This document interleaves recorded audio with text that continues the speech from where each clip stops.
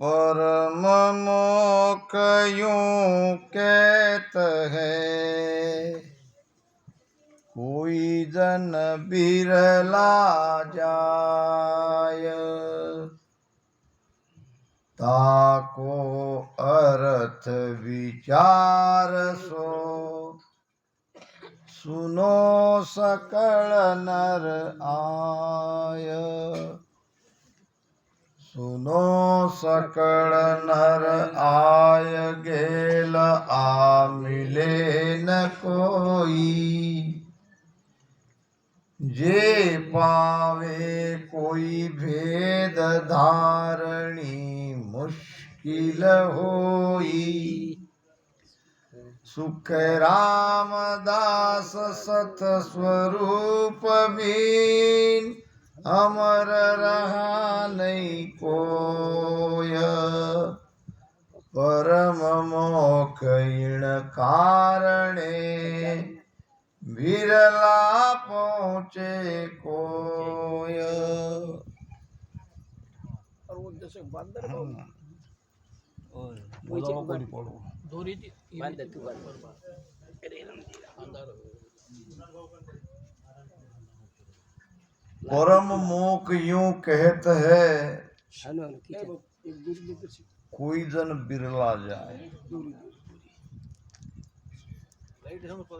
मोक्ष और परम मोक्ष क्या है? पहले तो मोक्ष की परिभाषा हमको समझनी है, फिर समझेंगे परम मोक्ष। बहुत जगह कहा जाता है मोह का क्षय ही मोक्ष है। बिल्कुल सत्य है, मगर ये पूरी तरह सत्य नहीं है। मोक्ष में मोह का क्षय होता है, ये बात बिल्कुल सत्य है। मोक्ष का अर्थ है बंधन से मुक्त होना। कबीर साहब कहते हैं कि बहु बंधन से बंध गया एक बिचारा जीव। ये जीव बहु बंधन में बंधा है। ऐसे देखा जाए तो बंधन दिखते नहीं है, बंधन बहुत गहरे भीतर में बंधे हैं।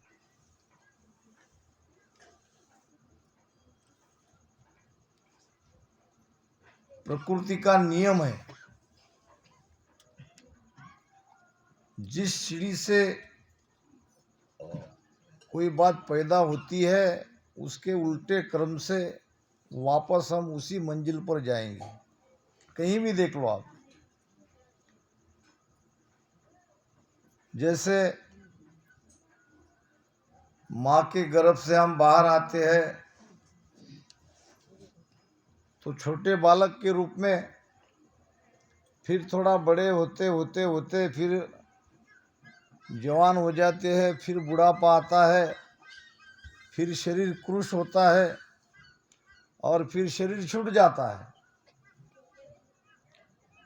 शरीर छूटने के बाद दोबारा शरीर मिलता है और उसी क्रम में वो बढ़ता है। बरसात देखो, 4 महीने तक बारिश बरसती है, सभी नदियां भर जाती है, चारों तरफ पानी पानी हो जाता है, सारा पानी जाके सागर में समा जाता है। फिर गर्मी के दिन आते हैं और फिर वो समुद्र का बाष्पीभवन होता है और समुद्र का पानी गर्मी से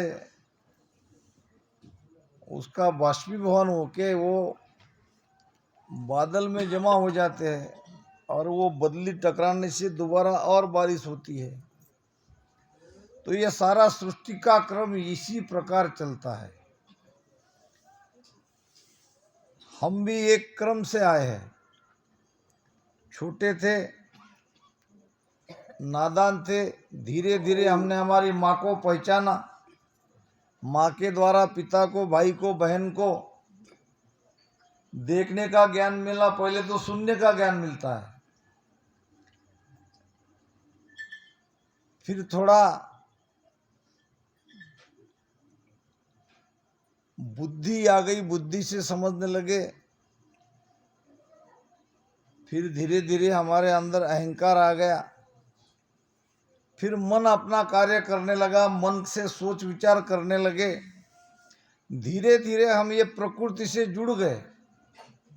जिस घर में हम पैदा हुए, जिस माता पिता के द्वारा हम पैदा हुए, जिस जगह हम पैदा हुए, धीरे धीरे हम उसको अपना मानने लगे। ऐसे करते बड़े होते होते होते ये हमारी मान्यता, ये धारणा हमारी पक्की हो गई। अब अगर ये जो बंधन है, ये बंधन हमने स्वयं माना है, अपना माना हुआ बंधन है, हम ही बंधे हैं। महाराज ने बहुत जबरदस्त प्रमाण वाणी में दिए है, बंदर का प्रमाण दिया है। काया कलश सरस भरियो, कहो कि सविद छूटे, खान पान मरकट की मूठी, काल कुंजड़ो लूटे। सटीक प्रमाण है बंधन में कैसे ये जीव बनता है। अगर वो चाहता तो वो उसी समय मुक्त हो सकता था। जब बंदर उस सुराही में हाथ डालता है तो मुट्ठी में कुछ चने या कुछ अनाज पकड़ता है, छेद उसका छोटा है, मुट्ठी निकालने की कोशिश करता है, मुट्ठी निकाल नहीं पाता।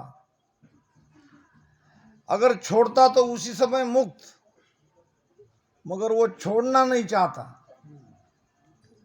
छोड़ना नहीं चाहता तो बंधन में आ जाता है।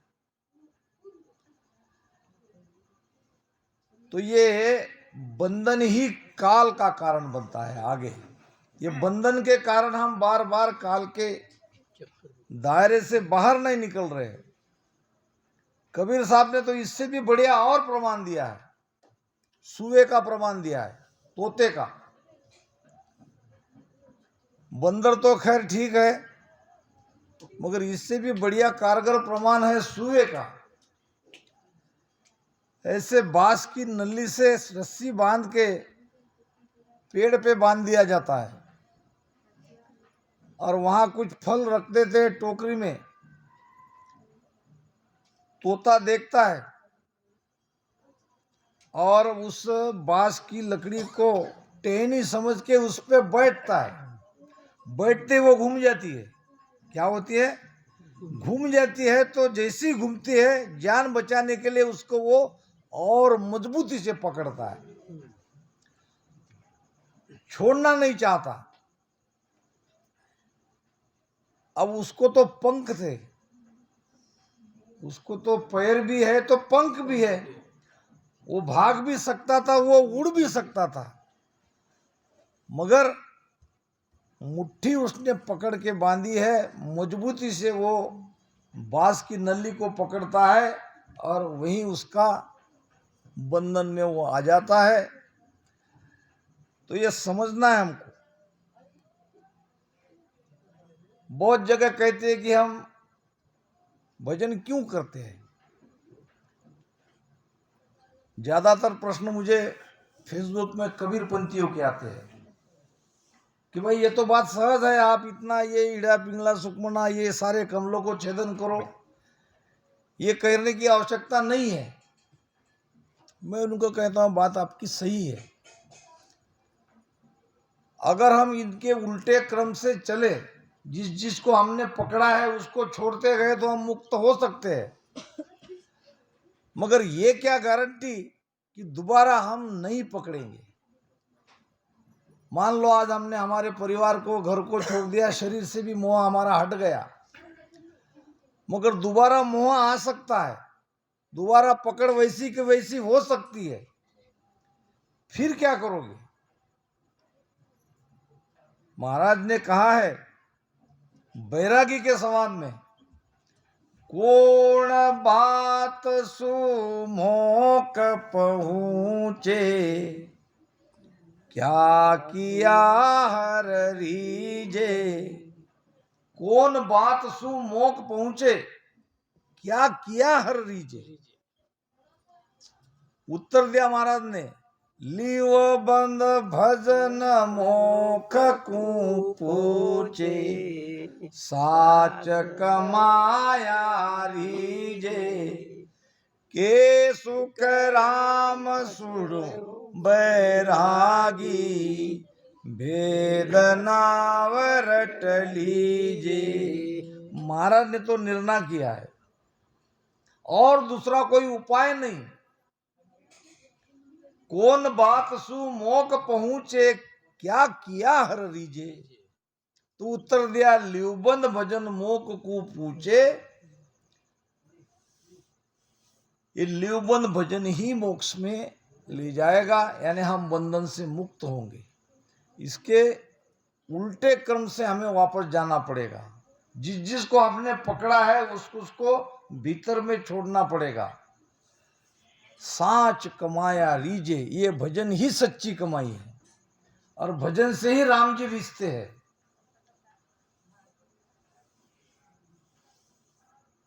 तो ज्ञान से मुक्त नहीं हो सकते। ज्ञान से कुछ हद तक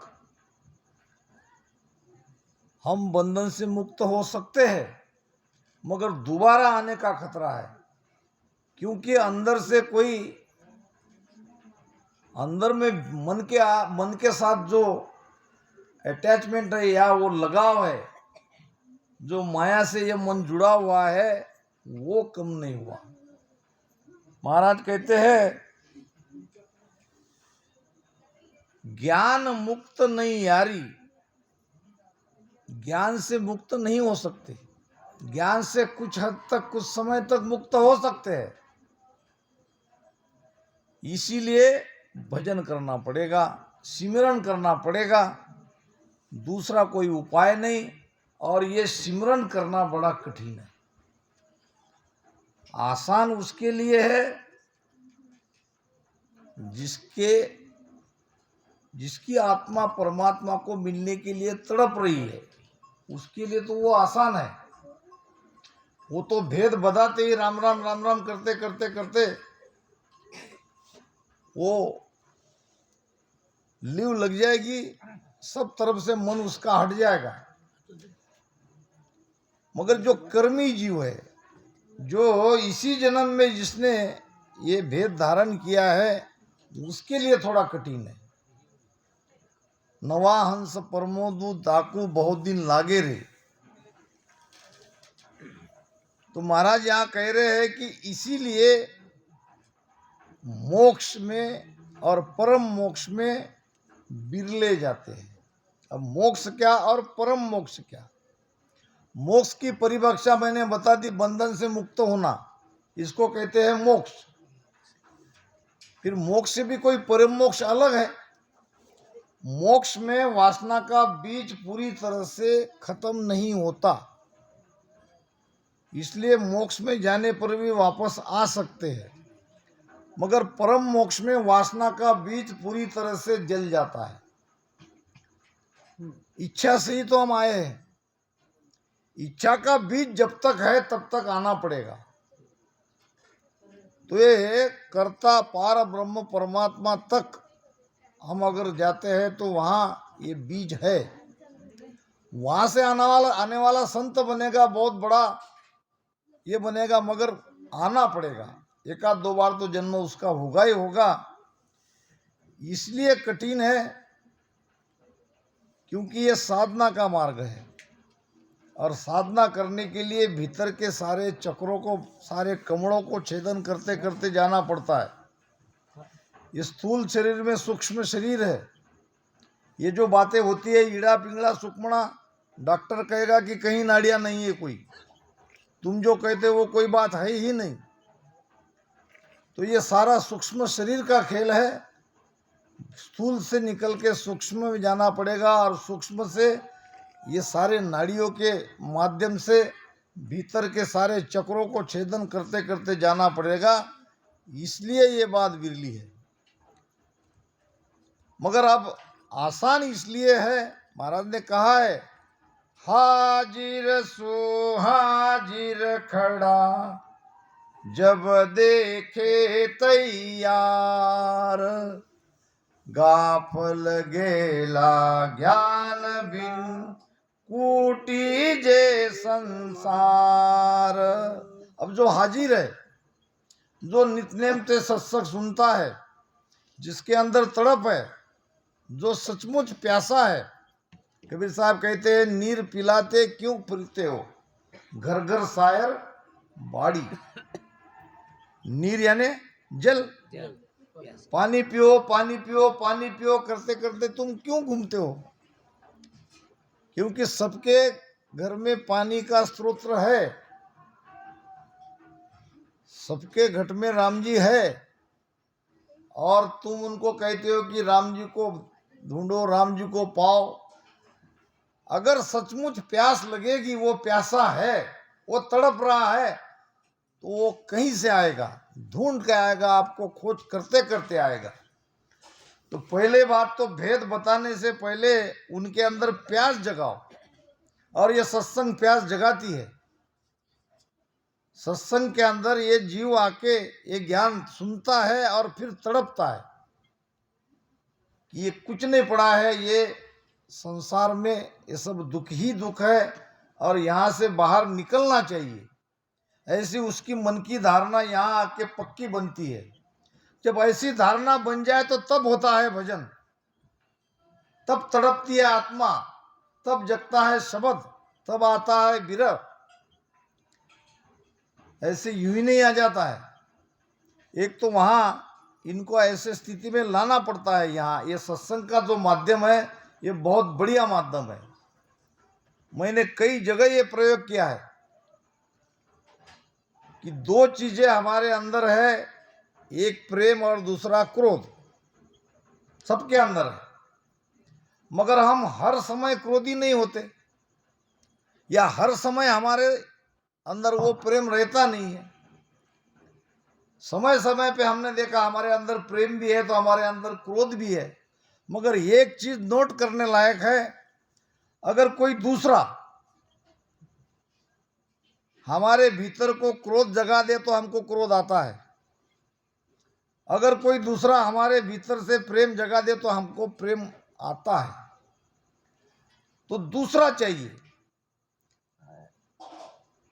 हमारे भ्रमों कर्मों की इस घाटियों को फोड़ने वाला, हमें उस स्थिति में लाने वाला कोई और चाहिए, कोई धक्का देने वाला चाहिए। गाड़ी तो सब अपने अंदर सब चलने के लिए तैयार है, मगर थोड़ा ज्ञान का धक्का चाहिए, थोड़ा वैसी स्थिति अनुकूल, जो प्रतिकूल स्थिति है उसको अनुकूल लानी है, फिर उनको भजन में बिठाना है। देखो भजन कैसे नहीं लगता। और एक बार दूसरा कोई हंस जागरूक हो जाए, उसकी प्रीति सत्संग से लग जाए, तो उसकी ऊर्जा दूसरे को मिलती है, दूसरे को तीसरे, तीसरे को चौथे को। पूरा वातावरण जितने भी पेंडाल में है, सबके अंदर वो निरंतर जागरूक होता है, और यात्रा बड़ी जल्दी जल्दी भीतर से वो पूरी भी होती है। तो ये उपाय है, मगर हर जगह ये सत्संग होती नहीं है। सत्संग में भी अब बाकी हमारी और भी बातें रहती है, आरती है, वाणी का पाठ करते हैं, गुरुमुख करते हैं, वो तो सब करना ही पड़ता है। भजन के लिए समय कम मिलता है। अभी हमारे बोरसे बापू काफी आ रहे इधर, तो भजन का समय हमने थोड़ा बढ़ाया है। सुबह की सत्संग थोड़ा कम करके भजन करेंगे सब मिलके सामूहिक, तो तभी ये मिटेगी, नहीं तो बात नहीं जमेगी।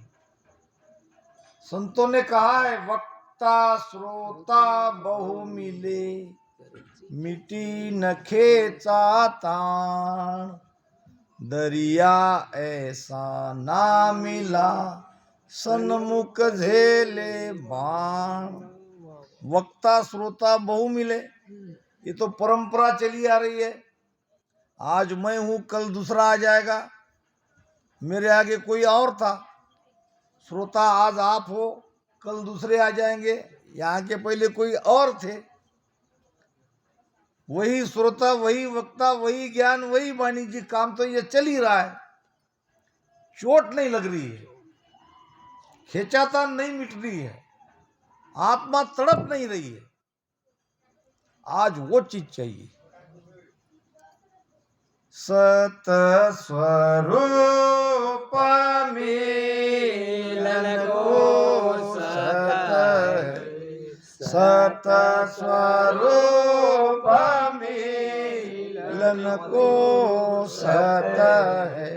ओ प्रेम ने बिना बारी वे, ओ प्रेम ने बिना बारी वे, लागी रे चोट शब्द कीर्तन में, लागी रे चोट शब्द कीर्तन में, बिसर गई सुध सारी,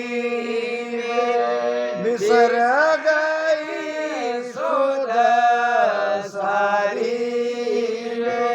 आनंद रूप तुर बंदा हंस दासी, आनंद लोक तुर बंदा हंस दासी। सतगुरु राजी राजा गावे, सतगुरु राजी राजा गावे। मिलिया चढ़िया उदासी, मिलिया कभी चढ़िया उदासी। हिलो चिला चिला आवे, हिलो चिला चिला आवे।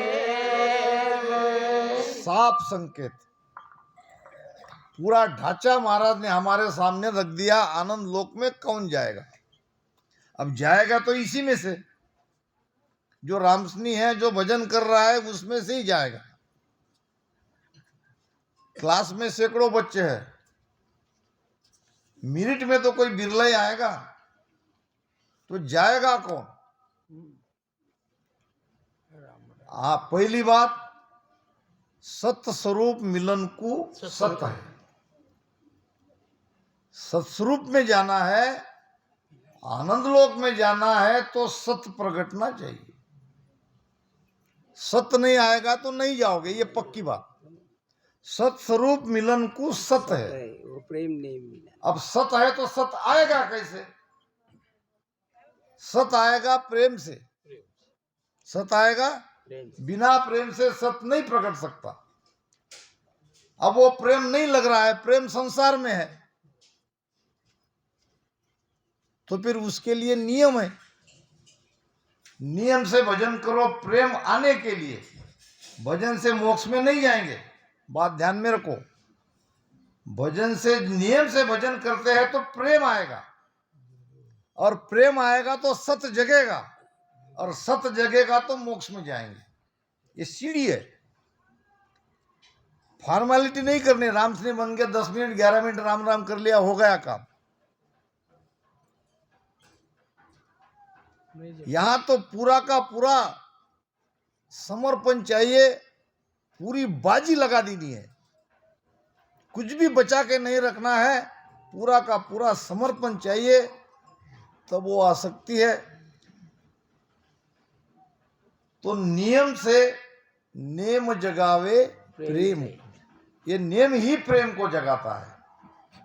भजन का भी एक नियम है, सोने का नियम है, भोजन का हमारा नियम है। सभी बातें हम नियम से करते हैं, तो भजन के लिए भी नियम करो। और केवल नियम न कर दो, उसमें अंदर तड़पो, अंदर से प्रार्थना करो कि हमको इस बंधन से निकलना है, हमें काल के देश में नहीं रहना है। ऐसे नियम से भजन करते जाओगे तो वो प्रेम उबकेगा, छलकेगा अंदर से। सत्य स्वरूप मिलन को सत है वो प्रेम नेम बिना भारी बे। अगर वो प्रेम प्रकट हो गया तो शब्द की चोट लगती है, बहुत गहरी लगती है। दरिया सदगुरु शब्द की लागी चोट सुडोल। सुडोल नाम गहरी जगह, बचना नामुमकिन है। अगर ये शब्द की चोट लग गई तो अब संसार में कोई रस नहीं रहेगा, संसार से वैराग आ जाएगा। तो चोट लगनी चाहिए। लागी रे चोट शब्द की तन में, अब किसकी लगी किसकी नहीं लगी, तो बिसर गई सुध सारी वे। अगर सुध बुध हम भूल रहे हैं, हमें कुछ पता ही नहीं चल रहा है क्या हो रहा है क्या नहीं, यानी एकदम पागल नहीं, हमारी सुरती कहीं और लगी हुई है, हमारा ध्यान कहीं और लगा है। हमको बार बार कहना पड़ रहा है कि भाई यहाँ जाओ वहां चलो वहां चलो, तुम यहाँ बैठो तो वही बैठ जाते हो। ऐसी स्थिति अगर हो गई तो हमने सुध बुध हमारी भूल गई, बिसर गई सुध सारी बे। ये तो प्रार्थना करो राम जी को, गुरु महाराज को, कि हम कब हमारी सुध भूलेगी, ये सुध बुध हमारी कब भूलेगी। क्या ये सुनते ही रहेंगे? आनंद लोक तोरे बंदा वेहंस जासी सदगुरा जिरा जस गावे बे। सदगुरु की महिमा सब कर रहे हैं, राम राम सब रटन कर रहे हैं, मगर उसमें भी मिलिया हरक। हरक नाम खुशी, मिलते ही खुशी। गुरु है दो, एक बाहर का एक भीतर का। बाहर का सदगुरु भीतर के सदगुरु को मिलाते हैं, तो बाहर के सदगुरु मिलते ही हर्ष, वो भीतर से मिलिया हरक और बिछड़िया उदासी। कबीर साहब कहते हैं, साधु आवत हर्षिया जावत दिया न रोय। कहे कबीरता दास का भला कैसे होय। कोई भाव ही नहीं है। साधु आवत हर्षिया जावत दिया न रोय। कहे कबीरता दास का भला कैसे होय। कहते हैं कि अब रामसनी अगर जोड़े का रहे या पति पत्नी दोनों रहे तो मामला बराबर जमता है। केवल घर की माताजी रामसनी है, पति नहीं रहे तो भी बात जमती है। मगर जहां केवल एक पुरुष रामसनी है और वो परिवार में कोई नहीं है तो वहां बड़ा कठिन हो जाता है। ऐसे अकेले घर अगर गांव में है तो और ज्यादा कठिन हो जाता है, रहना तो वही पड़ेगा। कहते हैं कि एक कोई भगत था और उसने गुरु बनाया था। अब गुरु भी क्या करते, 15 दिन महीने में चले आए अपने चेले के घर। अब आते तो आते अकेले नहीं आते, 2 4 5 और चेलों को साथ लेके। कहाँ है भगत जी, कहाँ है भगत जी। अब वो उनकी पत्नी, उसने गुरु नहीं बनाया था। अब मामला कितना कठिन होता है, फिर भी बेचारी पति का सम्मान रखते हुए सेवा करती थी। मगर कोई बात जब अति हो जाती है तो उसका परिणाम अति तेते माती, मराठी में हम कहते ना। अब बार बार गुरु महाराज और कुछ चेलों को लेके घर पे आना, 2 दिन रहना, सत्संग करना, बेचारी को बड़ी तकलीफ होती थी। एक दिन उसने ठान लिया इसका कोई ना कोई हल करना ही पड़ेगा। अगर हल नहीं निकाला तो ये तो साल में कितनी बार आएंगे, कितनी बार पीड़ा होगी, तकलीफ होगी। एक दिन आए गुरु महाराज कुछ चेलों को लेके, माताजी घर में थी। भगत जी कहाँ है? आज तो बड़े गुस्से से बाहर आए। भगत जी गए चूल्हे में। ओहो, गुरु महाराज ने रोक लिया, आज तो भोजन की तो बात नहीं, पानी भी नहीं मिलेगा। भगत जी गए चूल्हे में। वो चेले की तरफ देखा, इशारा किया, चलो भाई आज तो नहीं जमेगा। तो निकल गए आगे। कुछ संदेशा हमारे लिए कुछ कहा। आने का तो हमने संदेशा दिया था, कुछ रुकने के लिए कुछ कहा नहीं, वो तो नहीं कहा, मगर एक बात थी, रस्सी और लकड़ी वो ढूंढ रहे थे। रस्सी और लकड़ी आपके लिए, क्या आपको चाहिए थी वो? नहीं नहीं, हमने तो कुछ कहा नहीं। तो बात उसकी समझ में नहीं आई, निकल गए। आगे मिले वो भगत। अरे भाई तुम कहाँ गए थे? तुम्हारी पत्नी आज बहुत गुस्से में थी। क्या हुआ महाराज जी, चलो वापस। तो उसने कहा कि तुम चूल्हे में चले गए। बात तो सही है, मैं तो लकड़ी लेने गया था, लकड़ी तो चूल्हे में जलानी पड़ती है। उसने झूठ तो नहीं कहा। फिर घर चलने के लिए आग्रह करने पर भी नहीं आए। आके घर पे पत्नी ने पूछा, गुरु महाराज आए थे, उनको बिठाया क्यों नहीं? जल पिलाना था, भोजन के लिए पूछना था। उसने कहा मैंने तो सब किया। वो रुके ही नहीं, खड़े खड़े ही चले गए। तो कुछ संदेशा, कुछ मांगा क्या? हाँ, वो कह रहे थे कि भाई एक लाठी चाहिए और एक रस्सी चाहिए। अब पत्नी ने पहले ही कहा था कि दोबारा अगर तुम आए तो बांध के इनको पीटना है, ऐसा पहले ही कह दिया था। और ये जाके लकड़ी और रस्सी लेके गुरु महाराज के पीछे भाग रहे। गुरु महाराज रुको, गुरु महाराज रुको, ये तुमने मांगा वो। अब गुरु ने कहा कि ये रस्सी से बांधेगा और लाठी से पीटेगा, चलो भागो।